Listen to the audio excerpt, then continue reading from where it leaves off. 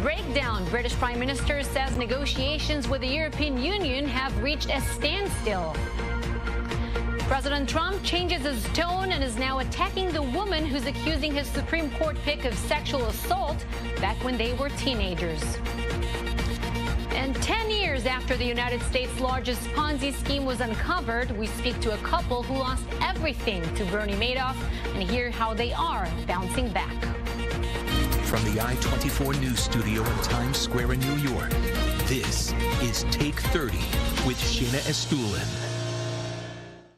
Welcome to Take 30, everyone. I'm Tal Henrik in for Shayna Estulin. We begin tonight in London with some tough words from a prime minister who finds herself in a tough spot. Theresa May gave a statement today after the latest round of Brexit talks with the European Union hit a dead end. A clearly frustrated May warned Britain is preparing for the possibility of a no-deal Brexit. Our international affairs correspondent Bianca Zanini has the latest. Anything which fails to respect the referendum or which effectively divides our country in two would be a bad deal. And I have always said, no deal is better than a bad deal. A defiant British Prime Minister on Friday called for the European Union to respect the UK and the Brexit decision and to start offering realistic suggestions. Theresa May spoke at Downing Street, saying negotiations with the EU had reached an impasse after her latest Brexit plan was largely rejected. Theresa May today tried to get tough with the European Union. She said that there have been plenty of areas in which they've managed to make agreements regarding Britain's exit from the Union, but that on two main issues there just isn't enough leeway on either side and that they haven't managed to reach an agreement. The two major hurdles are how the economic relationship between the UK and the EU will look going forward and what to do about the Northern Ireland border. For the EU, the message to the UK and any other country even thinking about leaving is clear. Breaking away from the bloc is going to be tough. While German Chancellor Angela Merkel has repeated that the EU will not compromise on the issue of the single market, the bloc's free trade zone, this is what French President Emmanuel Macron said Thursday. The Brexit teaches us something, and I completely respect British sovereignty when I say that. It showed that those who say that we can easily live without Europe, that everything is going to be all right, and that it's going to bring in a lot of money, are liars. Inside the UK, anti-Brexiters are calling for another referendum. No one wants a good deal more than me, but the EU should be clear. I will not overturn the result of the referendum, nor will I break up my country. But the March 29 deadline for the UK to leave the bloc is fast approaching. She has to satisfy both the EU, including its 27 member states, and also the Brexiteers in her own party. If she can't satisfy everybody in both camps, then she knows that her time at the top might be coming to an end. EU leaders will meet again in October for what has been dubbed the moment of truth for the Brexit negotiations and for Theresa May. Bianca Zanini, I-24 News. Joining us now to discuss all this is Kurt Hubner, a professor of European Studies at the University of British Columbia in Vancouver. Kurt, welcome. Prime Minister Theresa May, she delivered a long statement today after she spent long days in Salzburg, Austria this week, negotiating with European Union leaders. And the bottom line is May is accusing the European Union of not playing fair, even being disrespectful. Why is that, though? Yeah, I would say welcome to reality. I wouldn't agree with the statement of Theresa May in this regard.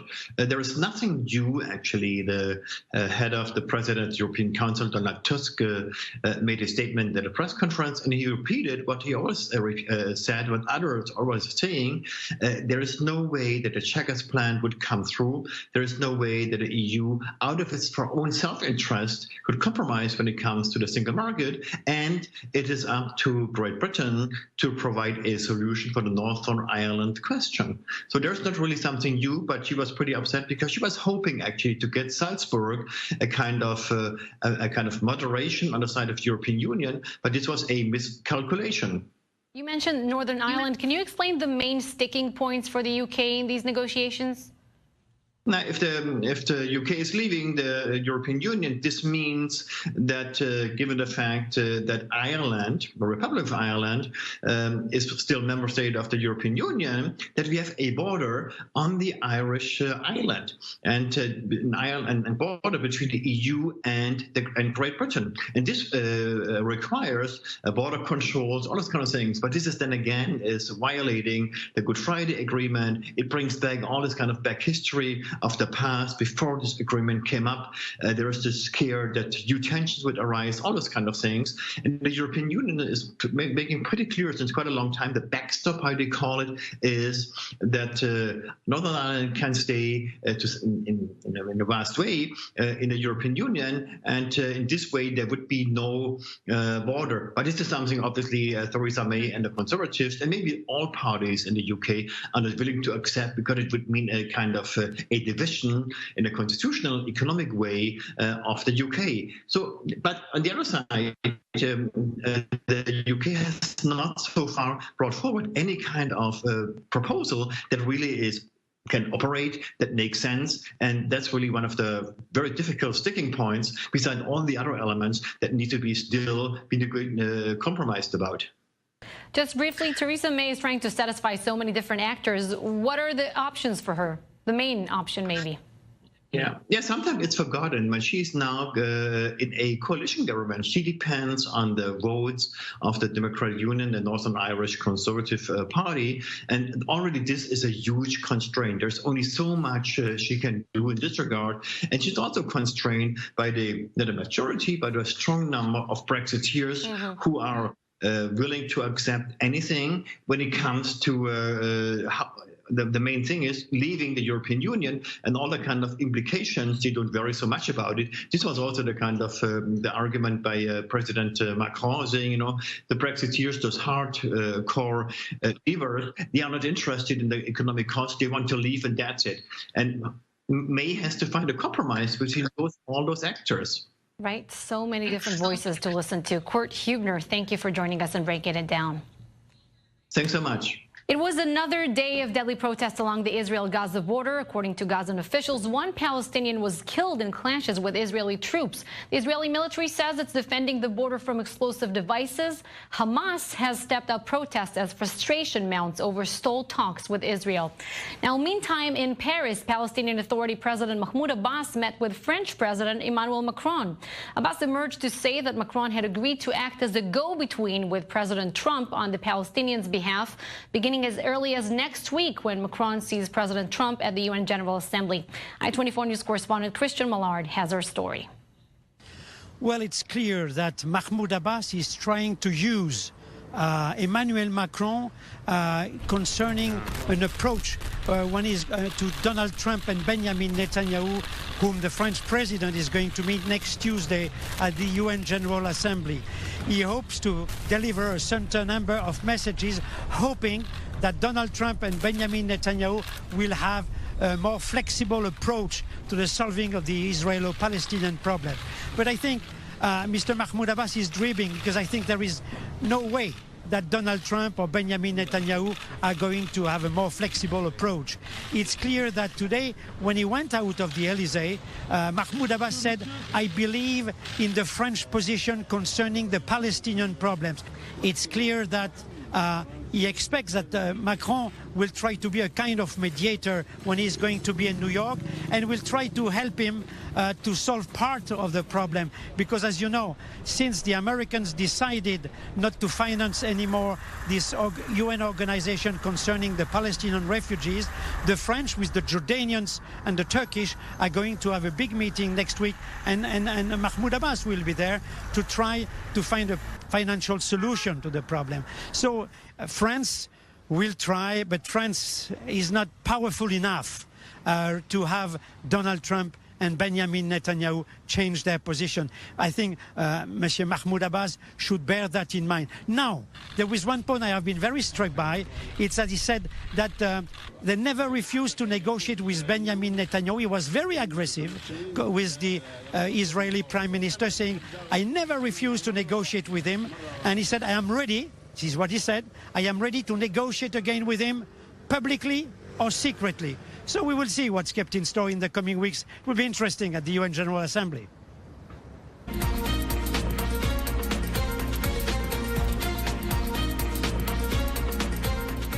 Welcome back. You're watching Take 30 here on I-24 News. Turning now to Washington, where the fight over the vacant seat on the Supreme Court is intensifying ahead of a potential hearing next week on Capitol Hill. Republican Senate leaders and lawyers for the woman who has accused Brett Kavanaugh of sexual assault continue to negotiate about when or if she'll testify. Meanwhile, the president weighed in on Twitter asking why Christine Blasey Ford didn't go to authorities when the alleged incident took place back in the 1980s. Kenneth Moten has the story. GOP Senate leaders and Supreme Court nominee Brett Kavanaugh's accuser are working to strike a deal about when she'll testify on Capitol Hill. But President Trump is no longer holding back, questioning Christine Blasey Ford's credibility. Why didn't somebody call the FBI 36 years ago? The president on Fox News, then on Twitter. If the attack on Dr. Ford was as bad as she says, charges would have been immediately filed. The president asking for a police report for Blasey Ford's sex assault allegation against Kavanaugh. The Washington Post reports the California professor says Kavanaugh attacked her at a party in the 80s. But she didn't come forward because she was a scared teen. There's no reason to attack her. The president is defending his nominee to the United States Supreme Court. Ahead of next week's potential hearing, the allegation being leveled against him is false, and we are proud to stand with Brett. Support is ramping up for Kavanaugh and Blasey Ford. Demonstrations on Capitol Hill, her family speaking out. Level-headed, generous, intelligent woman, and she does not deserve to be accused of anything other than that. Before Blasey Ford even testifies, the Senate Majority Leader told a group of conservative voters, don't worry. In the very near future, Judge Kavanaugh will be on the United States Supreme Court. That was Kenneth Moten reporting, and joining us now to break it all down is our senior Washington correspondent Dan Raviv and also senior national correspondent Michael Shore. Great to have you both as always.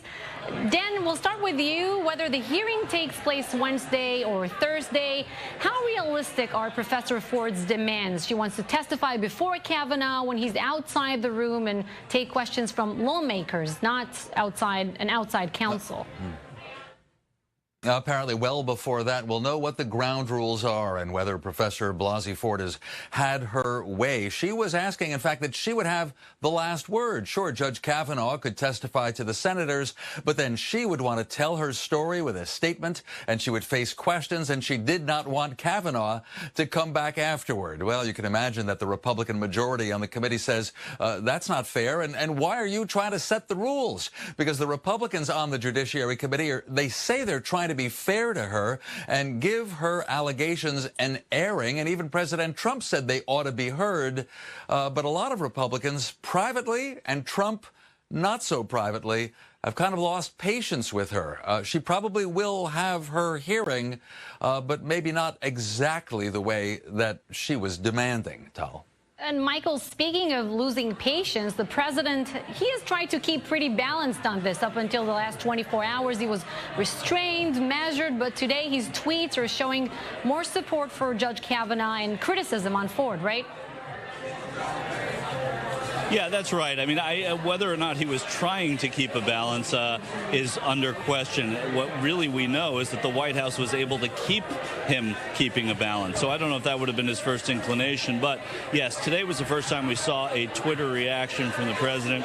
And, you know, it came in a sort of a way that was received by some as tone deaf and criticizing Blasey Ford for not coming forward a long time ago. A lot of people thought criticizing perhaps the Senate Judiciary Democrats for not bringing this forward more recently would have been a proper criticism, but to criticize her for not coming forward at a time where there were so many issues that would have kept her from doing that seemed a little tone deaf to some.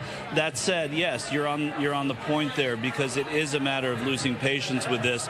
And you have to say, listen, they're talking about delaying this further into the week. Blasey Ford and her lawyers know full well that the longer that this delay happens, the longer it will be before Kavanaugh is confirmed, and the less likely, too, that it will be that he is confirmed. So that's part of the reasoning behind this, I'm sure, but also the preparation for both whatever testimony she would give as well as the security involved, because there have been some, there have been threats against her, there have been threats against Kavanaugh and his wife. So there's been a lot that's come out that sort of warrants perhaps a little bit of a delay, but you understand why Republicans might be frustrated as well, Tal.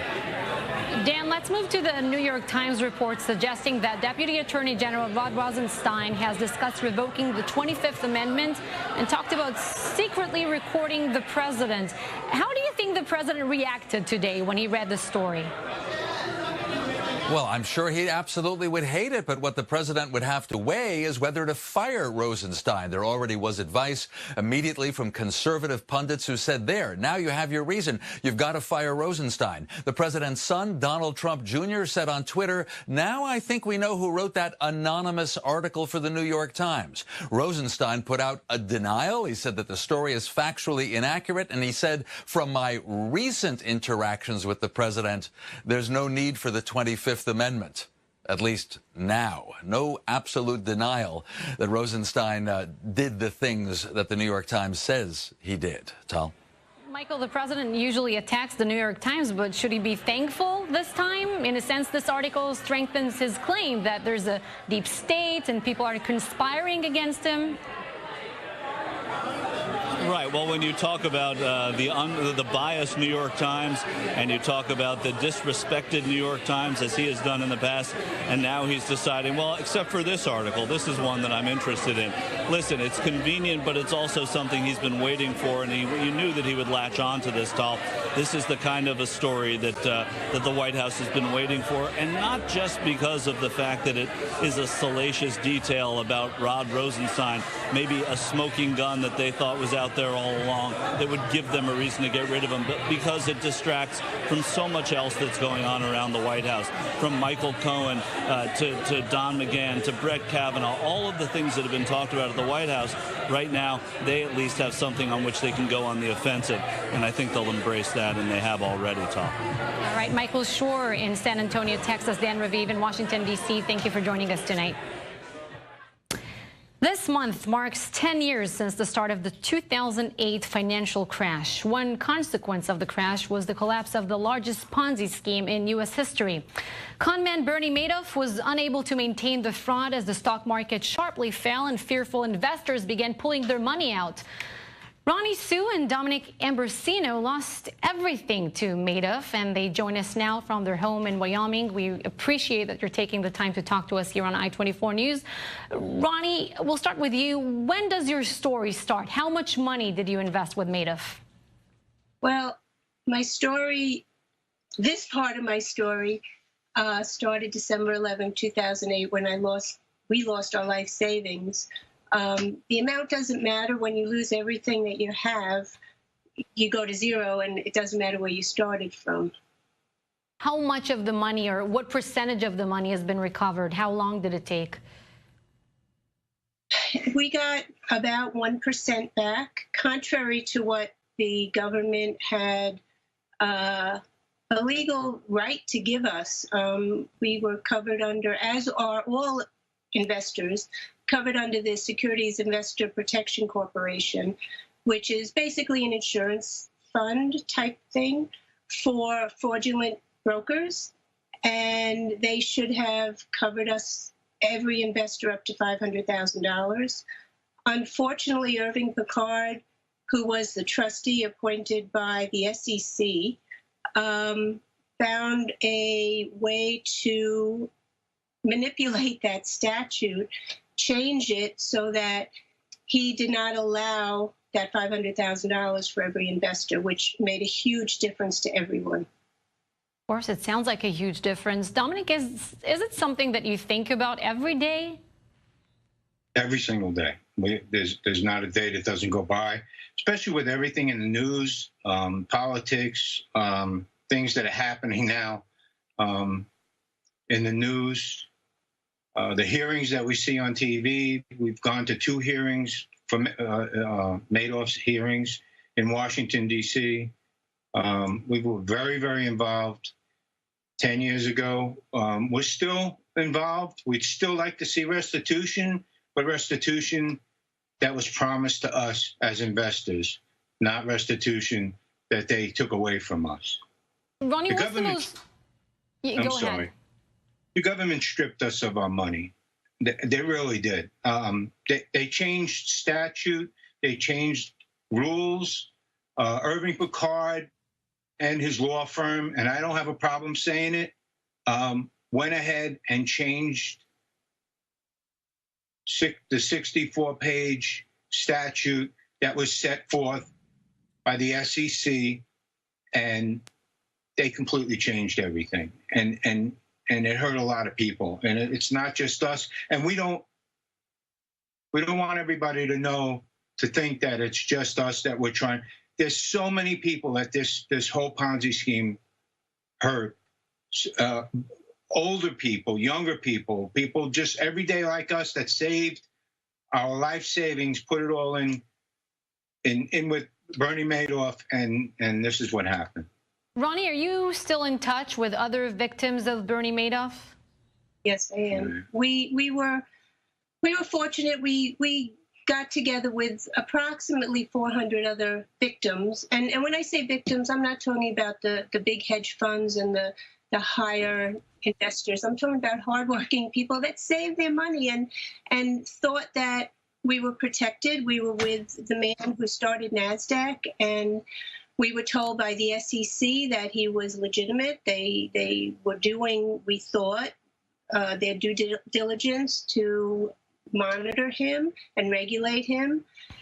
And they failed. SIPC should have been our backup as the insurance company that is overseen by the SEC. And SIPC, I hate to use the word, but they screwed us. They screwed the investors. At the time it happened 10 years ago, I believed in our government, and I believed in our country, and I believed that the laws would be followed.